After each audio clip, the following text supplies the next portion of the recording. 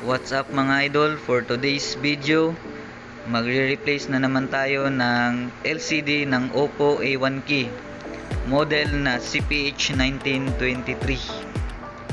At ngayon babaklasin na natin ang kanyang mga back cover. At ang susunod ay tatanggalin na natin ang kanyang battery.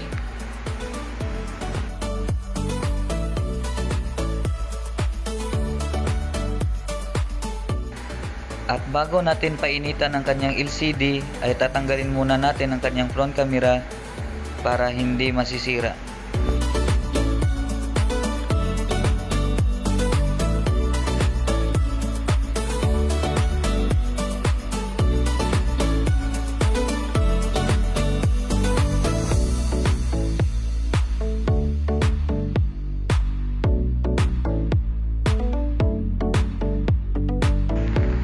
At ikakabit na natin ang kanyang bagong LCD mga idol. At natapos ko na palang i-test yung kanyang bagong LCD, kaya ipa-final na natin yung pagdikit niya sa kanyang frame, kasi iti-test muna natin yan bago natin i-final, dahil para iwas ma-void yung kanyang warranty, kasi kadalasan may factory defect yan mga idol.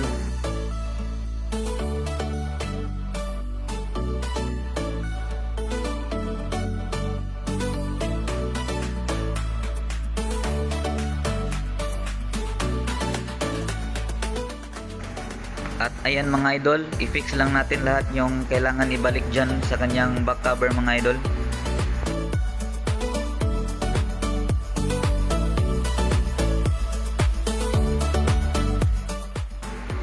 At pagkatapos nating ma-fix yung kanyang back cover mga idol, lagyan lang natin ng tape para mas kumapit ang kanyang LCD sa kanyang frame.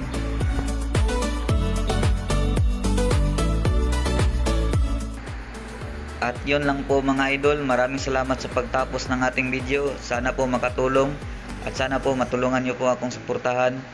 And please like, follow and share mga idol. God bless.